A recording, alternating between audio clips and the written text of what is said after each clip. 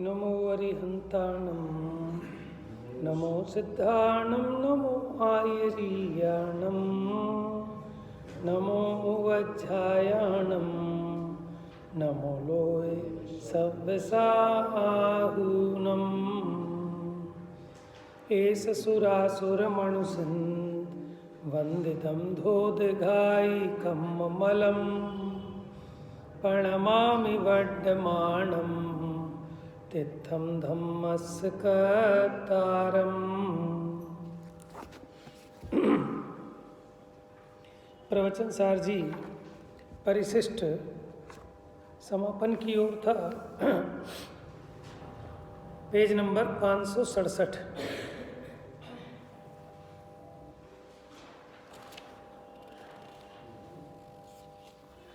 स्यात्कार श्री वासवश्यैर्नयोगैः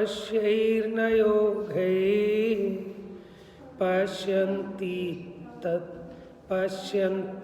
थं चेत् प्रमाणेन चापि प्रस्फुटानन्तधर्मस्वात्मा द्रव्यं शुद्धचिन्मात्रमन्तः स्याद्वादमय नए प्रमाण से दिखे न कुछ भी अनंत धर्ममय आत्म में दिखे एक चैतन्य। इस प्रकार यदि हम स्यात्कार रूपी लक्ष्मी के निवास के वशीभूत वर्तते नए समूहों से देखें तो, माने नयों के समूह से देखें तो और प्रमाण से देखें तो भी स्पष्ट अनंत धर्मों वाले निज आत्म द्रव्य को भीतर से शुद्ध चेतन मात्र ही देखते हैं। तो शुद्ध चेतन का अर्थ कल बताया था कि अनादि से चेतन है, अनंत काल तक चेतन रहेगा, अपने उस चेतन स्वरूप को छोड़कर कभी जड़ नहीं होगा। इसका नाम है शुद्ध चेतन। इस प्रकार आत्म द्रव्य की चर्चा हुई। माने 47 नयों से हमने उसके एक एक धर्म को मुख्य कर करके आत्मा के बारे में विशेष जाना। अब उसकी प्राप्ति का उपाय बताते हैं। किसकी प्राप्ति का? ऐसे अनंत धर्मात्मक जो आत्मा है उसकी प्राप्ति का उपाय कहते हैं। अब आप ये बताओ, वो आत्मा कोई दूसरा है क्या कि जिसको प्राप्त करना है? क्या प्राप्ति करनी है आत्मा की?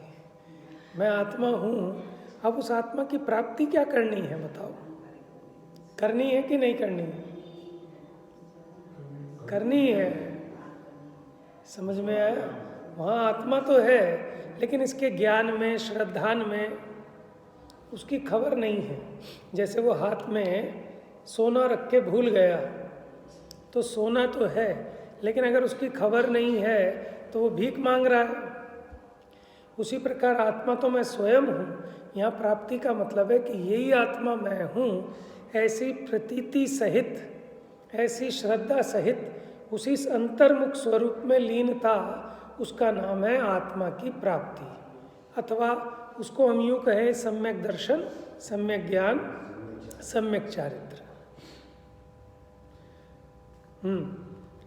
जो इस प्रकार है।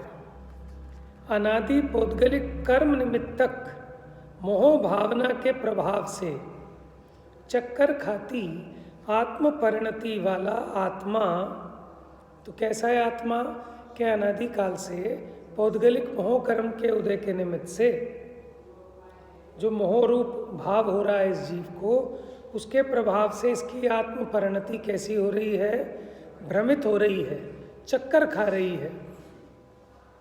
जैसे कहते हैं ना, अरे इसको देख के तो मैं चक्कर ही खा गया, माने भुलावे में आ गया या भ्रम में आ गया, मैं पहचान नहीं पाया। तो कैसा? समुद्र की भांति क्षुब्ध होता हुआ। जैसे समुद्र में एकदम ज्वार भाटा आता है, तूफान आता है, उसी प्रकार ये जीव अज्ञानता के कारण निरंतर क्षुब्ध हो रहा है। क्रमशः प्रवर्तमान, क्रमशः माने एक के बाद एक, अनंत ज्ञप्ति व्यक्तियों से परिवर्तन को प्राप्त होता है। ज्ञप्ति व्यक्तियों से परिवर्तन को प्राप्त होता है।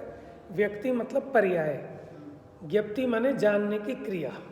अब अपने ज्ञान में कभी इसको विषय बनाता है, उसको छोड़कर किसी अन्य विषय को माने अपना उपयोग वहाँ ले जाता है, उसको छोड़कर किसी अन्य विषय पे अपना उपयोग ले जाता है। इसको कहते हैं ज्ञप्ति परिवर्तन। ये दोष है। जब तक ये जीव छद्मस्त है, केवल ज्ञान नहीं होता, तो इसके ज्ञप्ति परिवर्तन चलता ही रहता है। और जब इसको केवल ज्ञान हो जाता है तो ज्ञप्ति परिवर्तन छूट जाता है। दूसरी बात, 10वें गुण स्थान के अंत तक सूक्ष्म लोभ रहता है और 10वें के ऊपर पहुंचने पर कषाय से रहित हो जाते हैं। अब इच्छा तो नहीं है, लेकिन चूंकि केवल ज्ञान नहीं है, बुद्धिपूर्वक तो उपयोग को एक जगह से हटाकर दूसरे गे पे नहीं फिराते, लेकिन फिर भी वो जो 12वां गुण स्थान है वो भी छद्मस्त का है, लेकिन वहाँ मोह का पूरा अभाव है।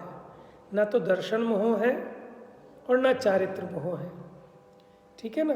तो वहाँ वीतरागी हो गए पूरे, उनको कहते हैं वीतराग छद्मस्त। तो वीतरागी हैं तो सुखी हैं कि नहीं है बताओ पूरे। चाह गई चिंता मिटी मनवा बेपरवाह, जिनको कुछ नहीं चाहिए वे शाहन के शाह। तो शहनशाह बन गए वो 12वें गुण स्थान में आके, क्योंकि इच्छा ही नहीं है। दुख तो इच्छा से होता था। माने सहन जो राजा होते हैं, राजाओं के भी राजा हैं। छद्मस्त उसे कहते हैं जो छद्म में स्थित हो। अपने उसमें ही नहीं बता रहा हूँ। छद्म किसे कहते हैं? वेश को। जो बहरूपिया होता है ना, उसको भी कहते हैं कि छद्म वेश में आ गया। तो छद्म है आवरण। छद्म किसको कहते हैं? आवरण को। तो जो आवरण में स्थित है वो छद्मस्त है। आवरण कौन सा? कि ज्ञान पे दर्शन पे आवरण है ना, जिसको ज्ञानावरणी दर्शनावरणी शेष है वो छद्मस्त है। और जिसने ज्ञानावरणी दर्शनावरणी का अभाव कर दिया तो वो हो गए सर्वज्ञ। तो जिसको केवल ज्ञान नहीं है वो सारे के सारे जीव क्या हैं?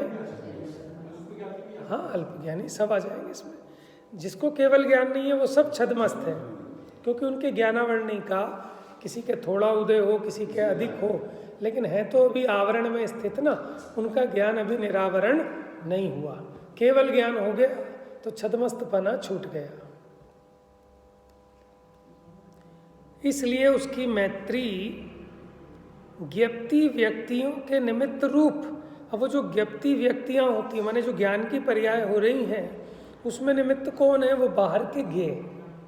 समझ में आया? के बाद ही तो मैं सब में घूमे। हाँ, देखो ऐसा है। अब चेंज होने के अर्थ समझ लेना। जब पहले समय में ही उसकी तीनों काल की पर्यायें ज्ञान में ज्ञात हो रही हैं, माने अभी आप कैसे बैठे हो, अगले समय कैसे बैठोगे, उससे अगले समय कैसे, उससे पीछे कितने, अनंत काल आगे का, अनंत काल भूतकाल का। जब सब कुछ एक साथ एक समय में जानने में आ रहा है तो कुछ नया क्या जानेंगे नेक्स्ट टाइम? अगर नया जाना तो ये मानना पड़ेगा पहले समय में कुछ कम जाना था। तो फिर कैसा केवल ज्ञान कि जो कुछ कम जाने। इसलिए उनके ज्ञान में कुछ भी नया नहीं है। बात समझ में आ रही है? लेकिन उसको जानने पे उनका फोकस नहीं है, वो निराकुलित है। आनंद है निराकुलता का।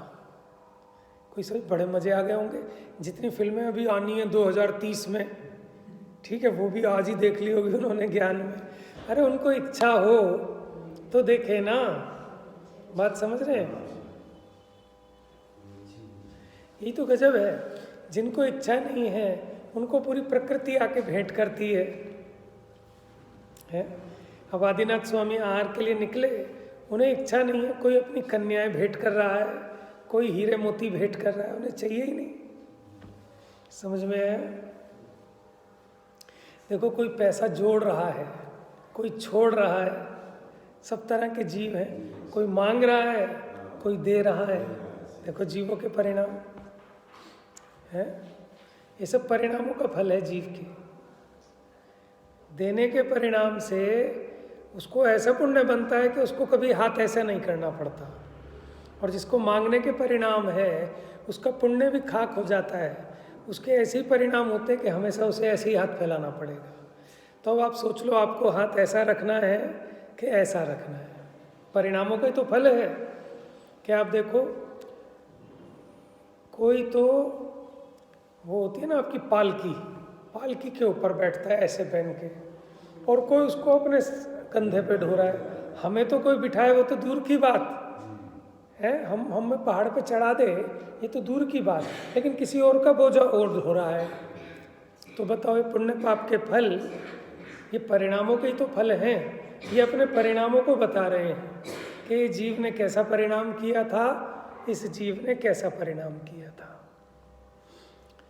तो ये थोड़ा भय तो लगे ना इसको।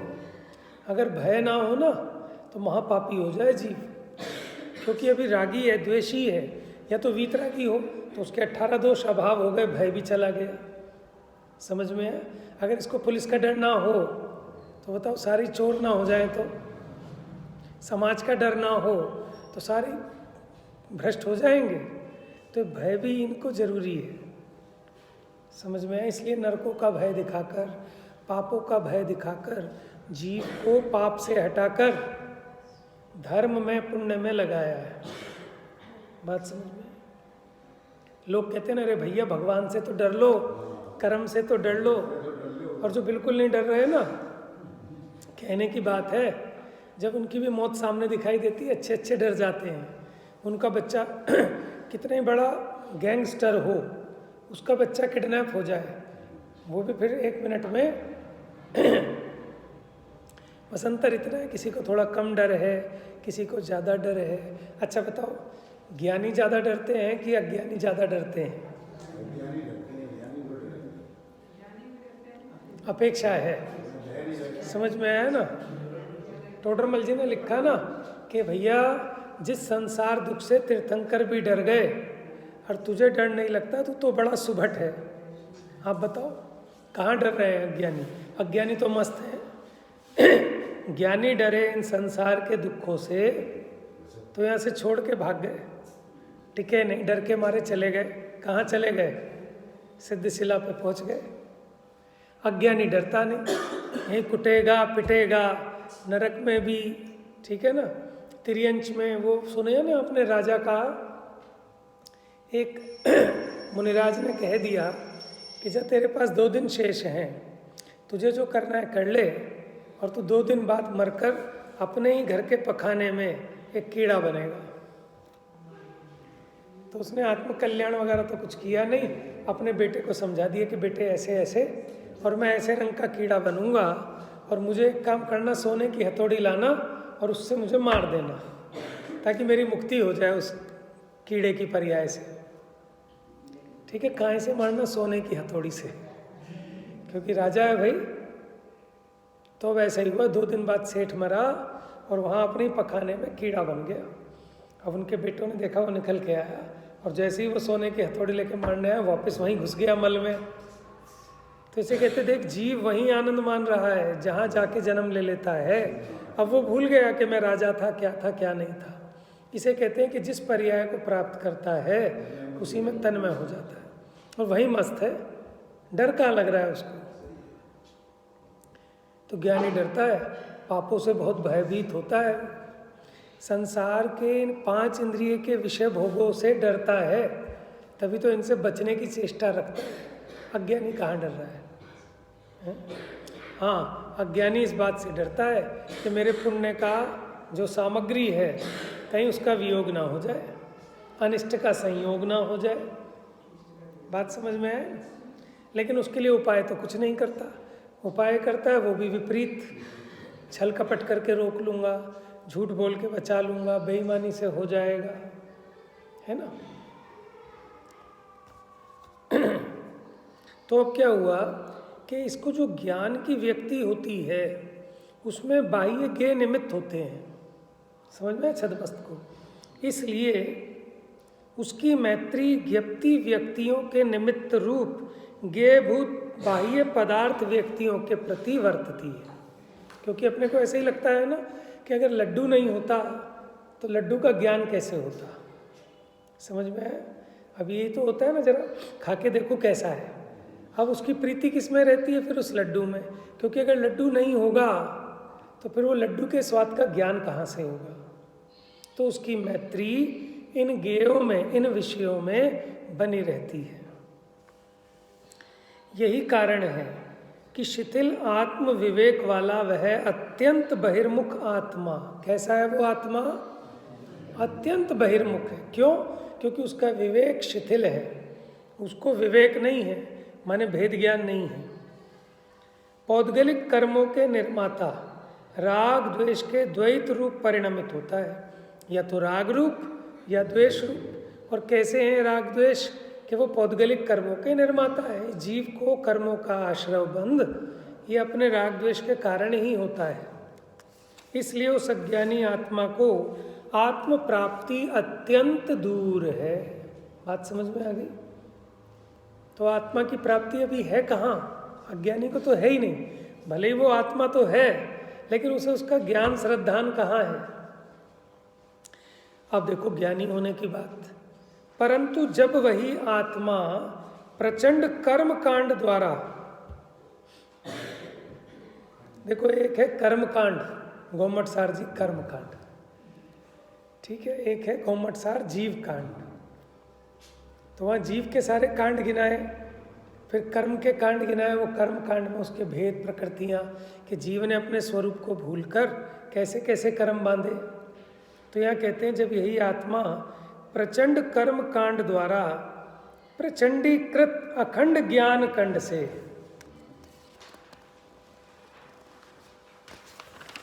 अनादि पौद्गलिक कर्म रचित मोह को बद्ध आत्मा और घातक मोह से भेद विज्ञान पूर्वक विभक्त करने से, देखो कितनी बातें आ गई कि कर्म कांड खाली शरीर की क्रिया का नाम ही कर्म कांड नहीं है। जो ज्ञान की क्रिया है वो मेरा कर्म तो ज्ञान है ना, जानना ही तो मेरा कार्य है, वो मेरा कर्म है, वही मेरा कर्म कांड है। तो यहाँ क्या लिखा? जब वही आत्मा, कौन सा?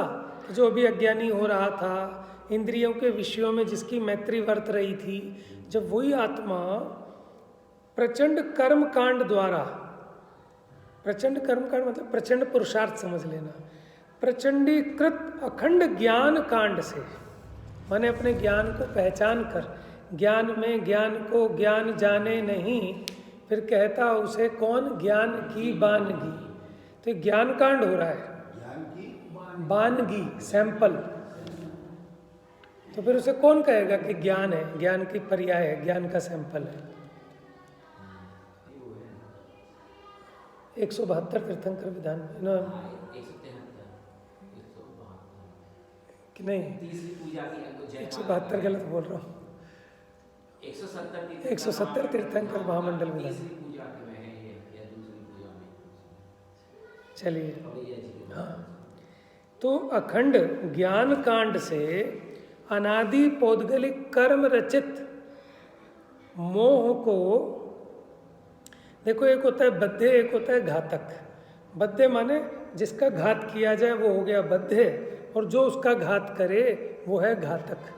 तो आत्मा हो रहा था बद्धे, और कौन इसका घात कर रहा था? मोह। मोह था घातक, आत्मा हो रहा था बद्धे। जैसे लाख और पीपल में, पीपल है बद्धे और लाख है घातक। लाख उसमें ही पैदा होती है, लेकिन उसी पीपल को नाश कर देती है। तो पीपल हो गया बद्धे, लाख हो गई घातक। ऐसे ही पौद्गलिक कर्म रचित मोह को बद्धे आत्मा और घातक मोह से भेद विज्ञान पूर्वक विभक्त करने से, माने अभी जो बद्धे घातक संबंध चल रहा था आश्रवों के साथ, अब वो भेद विज्ञान पूर्वक भिन्न कर दिया।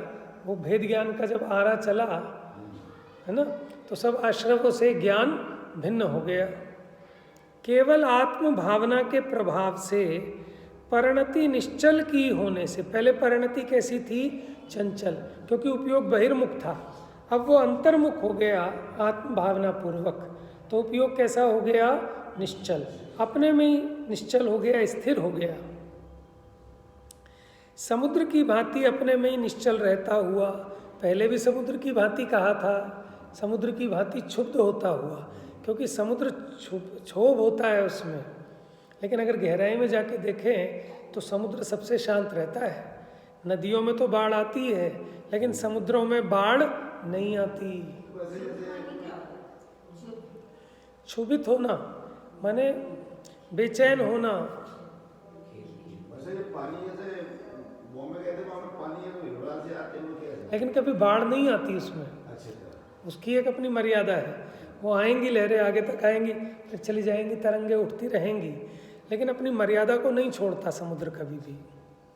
क्यों? उसका कारण है उसमें एक बड़वाग्नि रहती है, जिसके कारण उसको कंट्रोल रहता है। बड़वाग्नि क्या कहते हैं? एक होती है दावाग्नि जो जंगल में लगती है, एक होती है जठराग्नि जो पेट में लगती है, भूख लगी और खाने को पचाती है, एक होती है बड़वाग्नि। बड़वाग्नि होती है समुद्र में होती है। वो कैसी होती है वो तो भैया भगवान जाने। आप ऐसा मत सोचना ऐसे सच्ची की आग जैसी होती है। उसके कारण वो पानी को कंट्रोल रखती है, उसमें कभी बाढ़ नहीं आती। सारी नदियों का पानी आके मिलता है, फिर भी उसमें बाढ़ नहीं आती समुद्र में।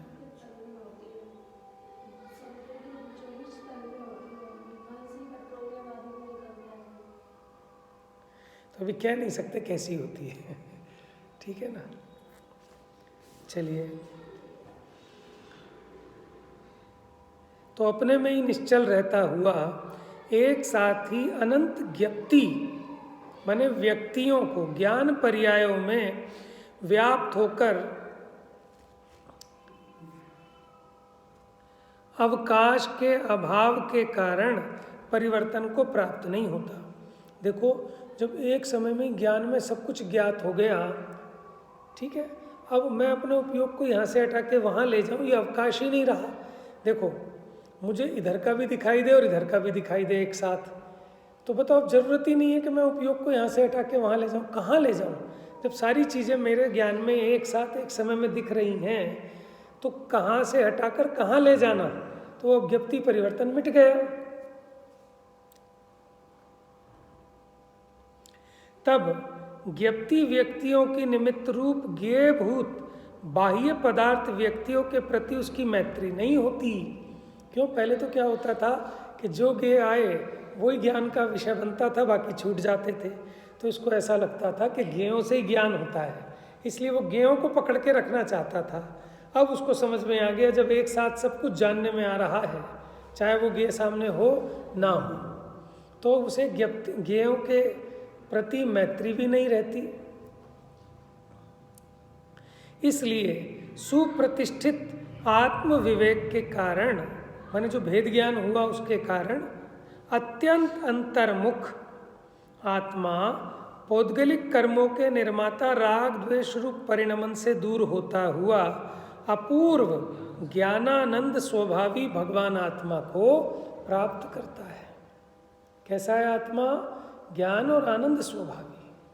तो ऐसा ज्ञानानंद स्वभावी आत्मा कहाँ प्राप्त होता है? कौन से गुण स्थान में प्राप्त होता है? हाँ, अपेक्षा समझ लेना। चौथे में कहते हैं तो उसकी श्रद्धा हो जाती है, लेकिन 13वें में ऐसा पूर्ण प्राप्त होता है। कैसा? पूर्ण ज्ञान रूप और पूर्ण आनंद रूप, अनंत ज्ञान, अनंत सुख, अनंत बल, अनंत वीर्य, ऐसा आत्मा प्राप्त होता है। चौथे में उसकी श्रद्धा आती है कि ऐसा आत्मा का स्वरूप है और ऐसा स्वरूप प्रकट किया जा सकता है।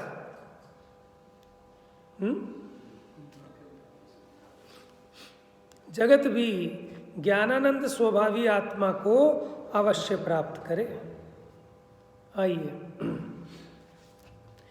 आनंदामृत पूर निर्भर वह कैवल्य कल्लोलिनी, निर्मग्नं जगदीक्षण क्षम महा संवेदन श्रीमुखम, स्यात्कारंक जिनेश शासन वशात् दास्यादयन्तुल्लस, स्वं तत्त्वं वृत जात्य रत्न किरण प्रस्पष्टमिद मीदम जना।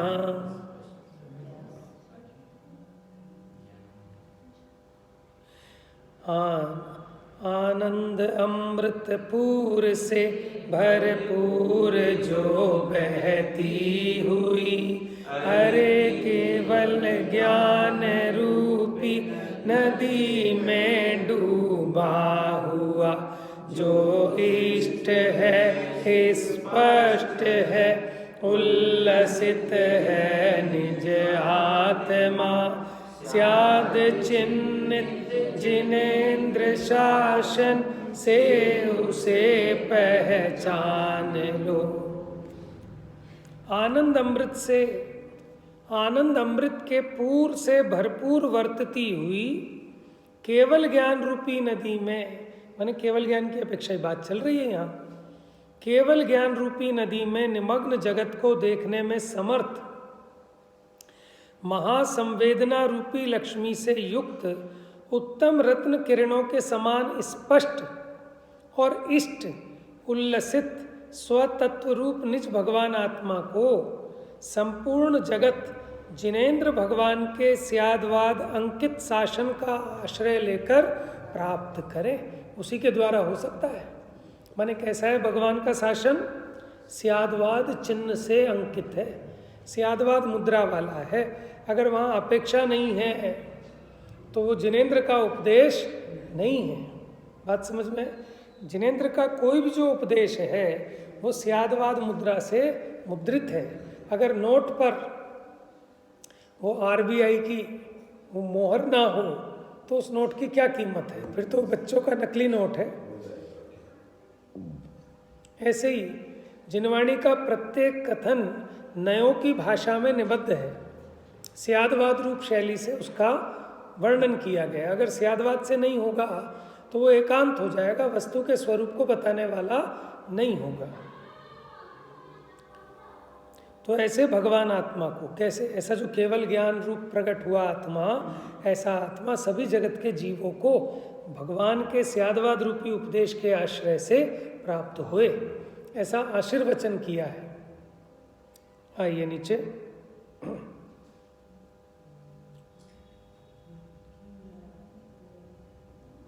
कौन सा छंद है? भी शार्दूली है क्या? हाँ, ये बड़ा प्रसिद्ध छंद है। वही है, वही है। व्याख्येयं किल विश्वमात्म सहितं व्याख्यातं वे गिरां व्याख्यातामृत चंद्र सूर्यरितिमा मोहाज्जनो वल्गतु वल्गतवत्य विशुद्ध बोध कलया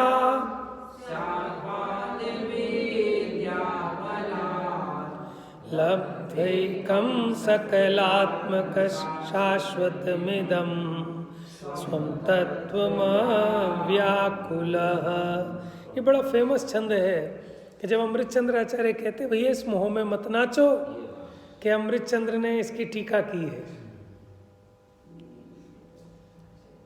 वाणी गुम्फन व्याख्या व्याख्ये सारा जगत है और अमृत चंद्र सूरी व्याख्याता कहें। इस तरह कह मोह में मत नाचना है भवजन, स्याद विद्या बल से निज पा निराकुल हो कर नचो। क्या कहते हैं? वाणी गुम्फन व्याख्या है, माने उन शब्दों का जैसे फूलों की माला का पिरोया जाता है ना, हिसाब से पिरोया जाता है। ऐसे नहीं जो मर्जी जहाँ मर्जी डाल लो, कि कहाँ बड़ा फूल डलना है कहाँ छोटा फूल, तो उसको उस हिसाब से उसे कहते हैं गूंथना। तो जो वाणी का गुम्फन है, माने कोई भी वक्ता जो अपना प्रवचन करता है ऐसा थोड़ी जब मर्जी जो मर्जी कह दे, उसमें क्रम होता है, ठीक है, उसमें एक आशय होता है, उसका एक माने तरीका और वो सब चीज़ें होती है ना, तो उसको कहते हैं गूंथना। गणधर ने गूथा। तो ऐसे ही वाणी का गुम्फन वो तो हो गई व्याख्या, और व्याख्या क्या है इसका कि सारा जगत व्याख्या है, माने लोकालोक का जो समस्त पदार्थ हैं वो उस व्याख्या का विषय है, यानी व्याख्या है, कहने योग्य है। और अमृत चंद्र सूरी व्याख्याता हैं। इस तरह तुम मोह में मत नाचना है भव्य जीवो। तो फिर कौन है इसका कर्ता, वो आगे आएगा शायद कि शब्दों ने और उसने उसकी रचना की है, इसमें अमृत चंद्र का कुछ भी नहीं लगा। स्याद विद्या बल से निज पा निराकुल होकर नचो, कि अगर तुम्हें नाचना भी है तो कैसे नाचो कि स्यादवाद के बल से निराकुलित रूप होकर नाचो, अपने सुख में मग्न रहो। आत्मा सहित संपूर्ण विश्व व्याख्या है, व्याख्या करने योग्य है।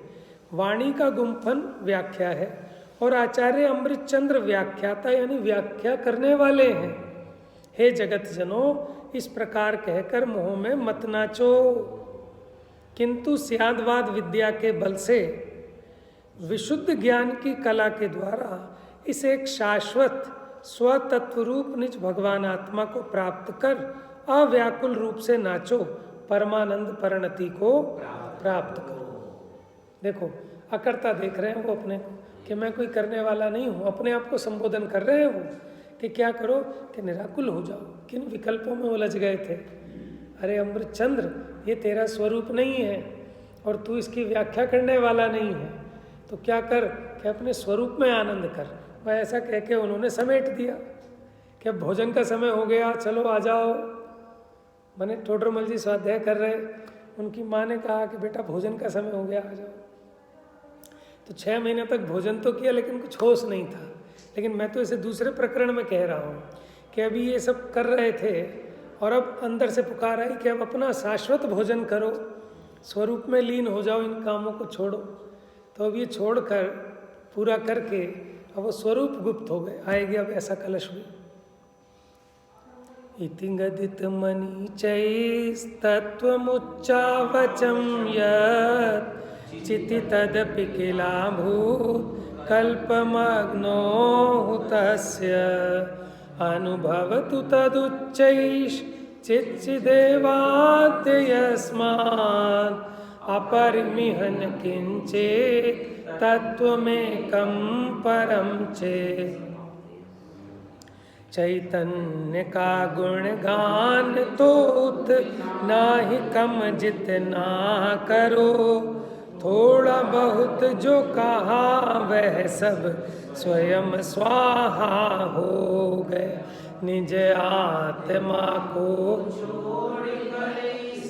जगत में कुछ अन्य ना, एक वही उत्तम तत्व है भवि उसी का अनुभव करो।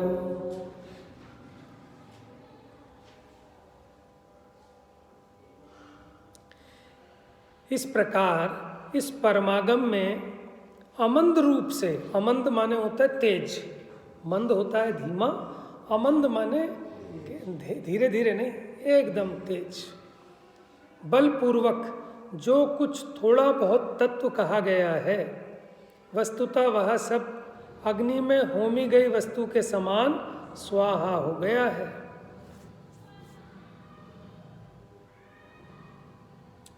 हे चेतन आत्मा, आज तुम उस चैतन्य को ही प्रबल रूप से अनुभव करो, क्योंकि इस जगत में उसके समान उत्तम कोई अन्य पदार्थ नहीं है।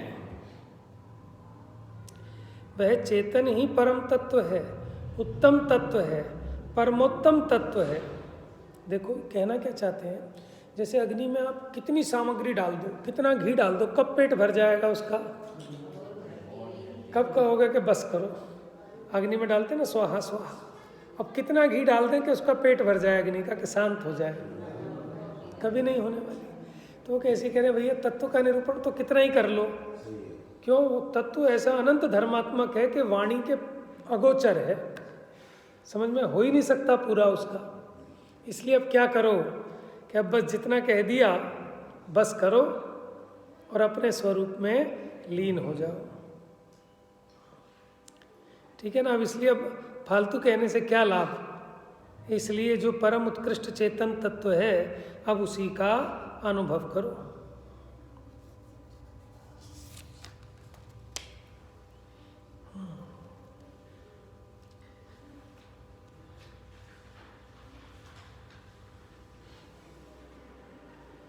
तो इस प्रकार अमृतचंद्र कृत, ये जो प्रवचन सार जी की टीका है तत्व प्रदीपिका, ये यहाँ पूरी हो गई, इसका प्रकरण पूरा हो गया।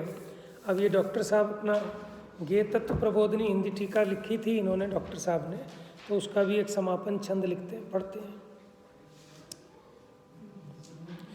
निज आत्म ही ध्येय है, निज आत्म श्रद्धे, निज आत्म ही ज्ञान है, निज आत्म ही गे, निज आत्म ही गे ध्ये श्रद्धेय सभी कुछ, निज आत्म ही मैं हूँ मेरा और नहीं कुछ, सुखमय मेरा अनेकांतमय शुद्धात्म ही, एकमात्र आराध्य साध्य बस निज आत्म ही, यह निचोड़ इस ग्रंथ का है अनंत सुखदाय, सुनो गुनो चिंतन करो तन्मय हो मन लाल। 2008 सन 30 मार्च रविवार जयपुर में पूर्ण हुई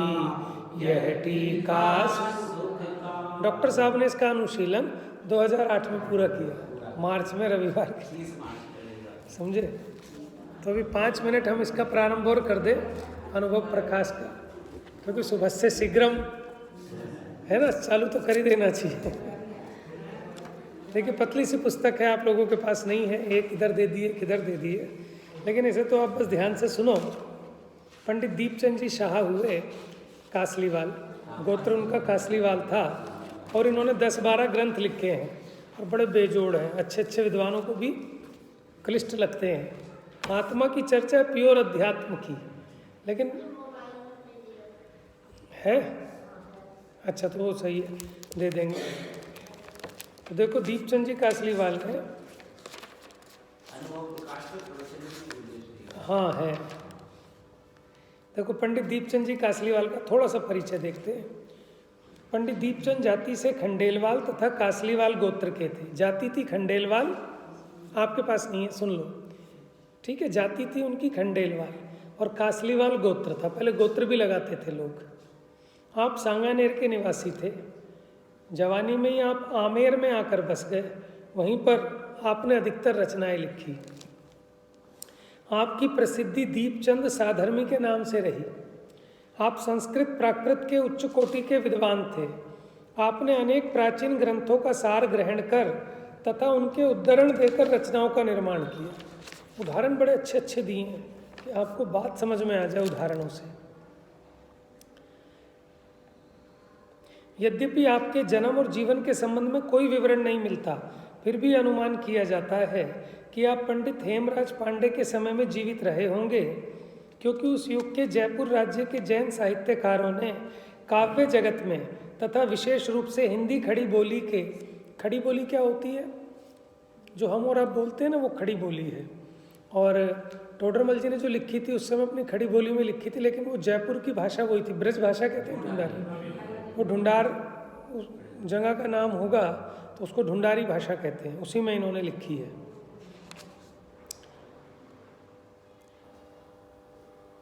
कहा जाता है कि उन दिनों में जयपुर में लगभग 100 दिगंबर जैन मंदिर थे।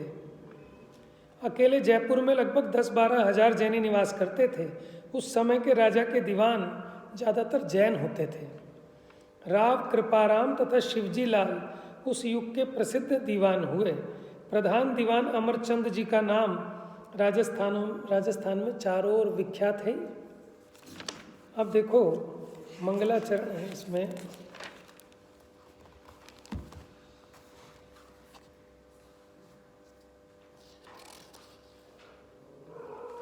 देखो प्रकाश की मैं एक पैराग्राफ और पढ़ता हूँ। जगत के जीव अनादिकाल से भव भ्रमण में आपा मान रहे हैं। ये लगता है तो मेरे ही काम है जो कर रहे हैं ना, अब ये सुबह से शाम तक, शाम से सुबह तक इसी में अपनापन किए बैठा, उसी में तन्मय है। जैसे वो कीड़ा, ठीक है ना, विष्ठा का कीड़ा, उसमें ही पर्याय में तन्मय हुआ है कि यही मेरा स्वरूप है। ऐसे जगत के जीव अनादिकाल से भव भ्रमण में अपनापना मान रहे हैं। उन्हें निज आत्मा का बोध नहीं है। जब तक आत्मबोध नहीं, स्वपर भेद विज्ञान नहीं, तब तक मोक्ष मार्ग का भान भी। ऐसी स्थिति में आवश्यक है कि उन्हें मोक्ष और संसार दशा की प्रतीति हो, कि पहले तो उसको समझ में आया भैया मेरा स्वरूप नहीं है, संसार दशा में फंस गया। और वह ज्ञान तभी संभव है जब स्वात्म अनुभव हो। बिना स्वात्म अनुभव के सब थोथा है। तो यद्यपि छोटी सी कृति है, लेकिन ये रत्नों से भरी है। वे आत्मानुभूति के पुजारी थे और चाहते थे कि सभी संसारी प्राणी बाहरी पदार्थों में आत्मबुद्धि ना करें, उन्हें कर्मोदय से प्राप्त समझें और उनमें कर्तृत्व बुद्धि से संपन्न अहंकार ममकार ना होने दें। तो इसी आधार पर उन्होंने 12 रचनाएं की हैं, 15 रचनाएं लिखी हैं यहाँ। एक तो है आत्मावलोकन, चिद विलास, अनुभव प्रकाश, परमात्म पुराण, सवैया टीका, भाव दीपिका, अनुभव आनंद, अनुभव विलास, स्वरूपानंद, ज्ञान दर्पण, गुणस्थान भेद, उपदेश सिद्धांत रत्न, अध्यात्म 25, आरती और विनती। इनमें से 7 रचनाएं तो गद्य में हैं और 8 रचनाएं पद्य में हैं। चलिए मंगलाचरण तो कर ही लेते हैं आज। है खाली आरती लिखा है, वो उनकी पद्य में रचना होगी। चलिए। गुण अनंतमय परम पद श्री जिनवर भगवान, गे लखत हैं ज्ञान में अचल सदा निज थान। परम देवादिदेव परमात्मा परमेश्वर, परम पूज्य, अमल, अनुपम, आनंदमय, अखंडित। अब देखो मुमुक्षुओं को तो सारे विशेषण आत्मा पे लगाने आते हैं, भगवान पे लगाने नहीं आते हैं। तो अभी परमात्मा की बात चल रही है, क्योंकि जब परमात्मा को जानोगे तभी आत्मा को जान पाओगे। वो व्यक्त है और ये अव्यक्त है। हम रॉ मटेरियल हैं और वो फिनिश्ड मटेरियल है, तैयार माल है। वो सैंपल है, हम कच्चा माल है। तो उसको देख के तो आदमी तैयार होता है कि इसमें से भी ऐसे ही बनाएंगे। तो कैसे हैं? परम पूज्य हैं, अमल हैं, अनुपम हैं, आनंदमय हैं, अखंडित हैं। भगवान निर्वाण नाथ को, क्या है? निर्वाण नाथ माने मुक्तिनाथ है, मुक्ति के पति हैं। उनको नमस्कार करके अनुभव प्रकाश ग्रंथ करो हो। ये ढूंढारी भाषा है, बड़ी मीठी है, पढ़नी चाहिए। तो ग्रंथ ही बंद हो गए है ना। मोक्ष मार्ग प्रकाशक ऐसी भाषा में लिखा टोडरमल जी ने, रतनकरण श्रावकाचार्य ऐसी भाषा में ही लिखा था उन्होंने, सदा सुखदास जी ने जो टीका की है। क्योंकि जो ओरिजिनल भाषा में टेस्ट होता है ना, उसके डब करने में वो मज़ा नहीं होता। मानो तमिल में कोई फिल्म बनी है, अब वो तमिल वाला तमिल भाषा में सुनेगा तो मज़ा आएगा, और हिंदी में डब करके वो बात ही नहीं आती। क्योंकि हर एक भाषा के अपने अलग शब्द, अलग टोन, टेक्सचर होता है। वो दूसरी भाषा में कन्वर्ट करके आ ही नहीं सकता, रही जाती है कहीं ना कहीं झोल। तो क्या कह रहे हैं कि अनुभव प्रकाश ग्रंथ करो। तो मेरा एक प्रश्न है पंडित जी से कि पंडित जी जब आप अनुभव प्रकाश का ग्रंथ कर रहे हो तो यहाँ आत्मा को नमस्कार करते, परमात्मा को क्यों कर रहे हो? वो तो पर हैं, समझ में आया? लेकिन ये विचारणीय बात है कि भैया विधि यही है कि परमात्मा को नहीं पहचानोगे, क्योंकि उपदेश भी उन्हीं से मिलना है, उन्हीं से समझना है, उन्हीं के स्वरूप को देखकर आत्मा की पहचान होगी। जो दर्पण सन्मुख हो जग में, मोही तन रूप सजाते हैं, त्यों तुम सन्मुख हे प्रभुवर, हम भी अपना भाव जगाते हैं, बढ़ाते हैं। तो वो दर्पण है, उन दर्पण को देखे बिना अपना मुख नहीं दिख सकता। उसी प्रकार अरंतों के स्वरूप को जाने बिना अपना स्वरूप ख्याल में नहीं आ सकता। जिनके प्रसादते किनके प्रसादते कि यही जो अनुभव प्रकाश ग्रंथ कर रहा हूँ, जिनके प्रसादते पदार्थ का स्वरूप जानी निज आनंद उपजय। कि किस लिए लिख रहा हूँ? कि इसके प्रसाद से, माने जो आप ग्रंथ पढ़ेंगे इसके फल में आपको पदार्थ का स्वरूप समझ में आएगा, और पदार्थ का स्वरूप समझ में आएगा तो आपका अपना असली आनंद उपजेगा। ये उन्होंने इसका प्रयोजन बता दिया कि मैं क्यों लिख रहा हूँ, है? अब देखो बाकी चर्चा कल प्रारंभ करेंगे, ठीक है। जा वाणी के ज्ञान से सूझे लोकालोक, सो वाणी मस्तक